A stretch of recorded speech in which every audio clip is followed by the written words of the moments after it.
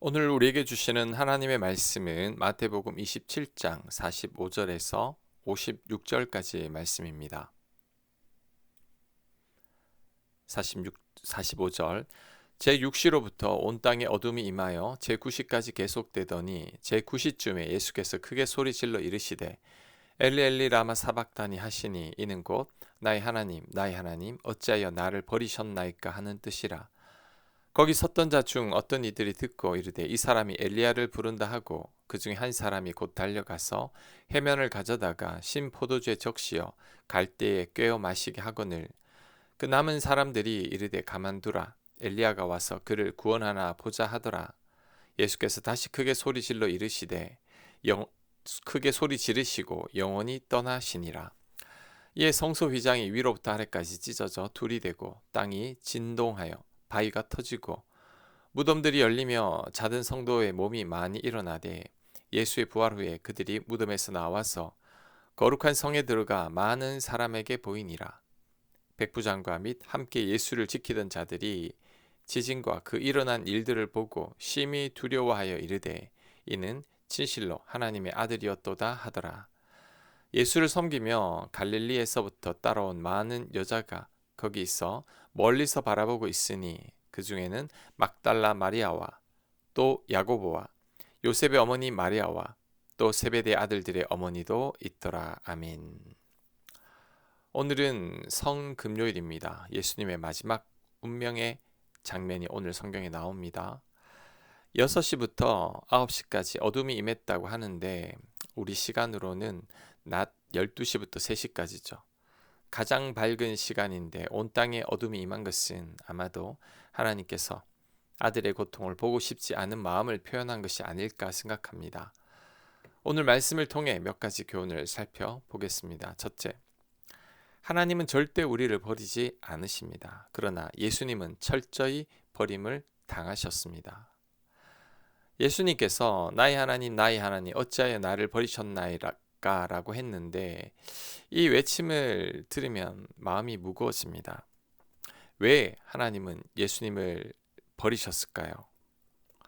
정말 버리신 걸까요? 예수님이 요한복음 10장에서 나와 아버지는 하나이니다 라고 고백했습니다.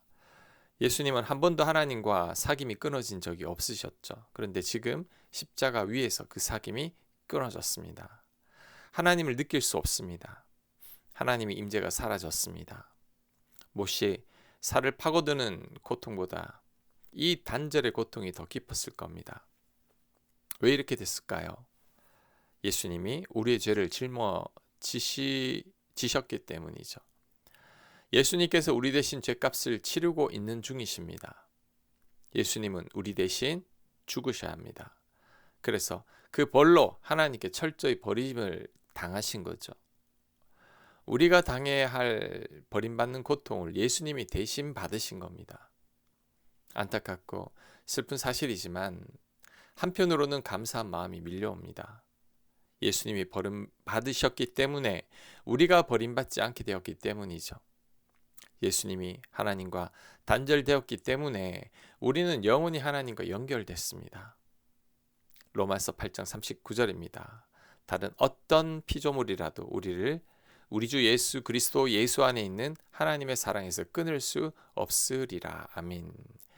예수님 덕분에 하나님과 우리 사이에 끊을 수 없는 관계가 성립된 겁니다. 때로는 하나님께서 나의 기도를 듣지 않으시는 것처럼 느껴질 때가 있습니다. 하나님께서 나를 외면하시고 내 고통을 돌아보시지 않는 것처럼 느껴질 때도 있죠. 하지만 절대 그렇지 않습니다. 이것은 나의 잘못된 생각일 뿐이죠. 예수님이 이미 버림받으셨기 때문에 우리는 절대 버림받지 않습니다.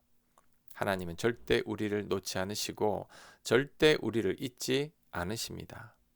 그 은혜의 시작점이 바로 예수님의 버림받으심이라는 사실을 잊지 말고 그 은혜에 감사하는 우리가 되어야 할 겁니다.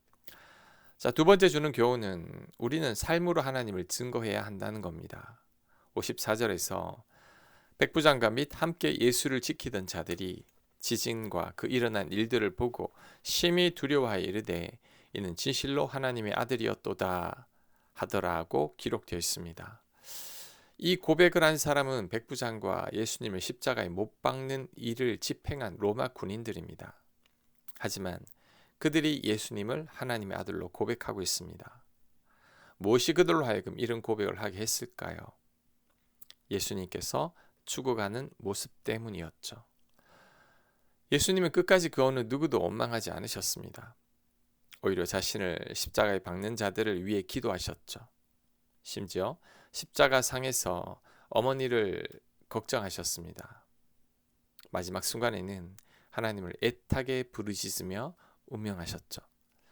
이런 모습은 인간에게서는 볼 수 없는 모습입니다. 이런 예수님의 모습에 완고한 로마 군인들의 마음이 무너진 거죠. 요즘은 말로 전도하기 어려운 시대입니다.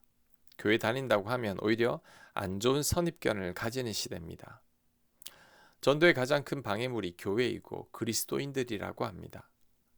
그러므로 우리들은 예수님을 전하기 전에 먼저 우리의 삶으로 본을 보여야 합니다.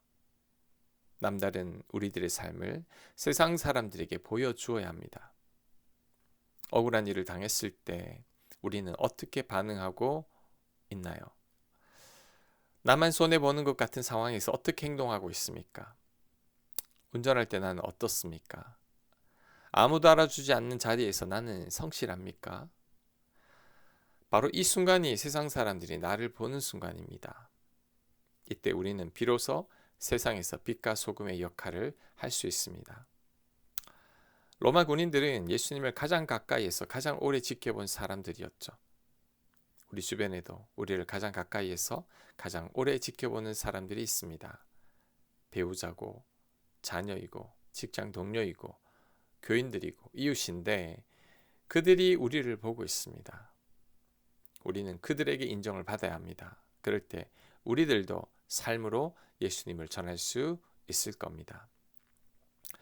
자, 세 번째 교훈은 예수님의 죽음으로 사망 권세는 깨졌다는 거죠.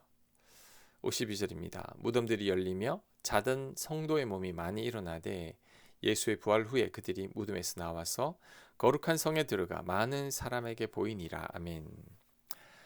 예수님이 숨을 거두시는 순간 무덤이 열렸다고 합니다. 무덤이 열렸다는 것은 죽은 자들이 살아났다는 거죠. 그들이 예수님 부활 후에 무덤에서 나와 많은 사람에게 보였다고 합니다.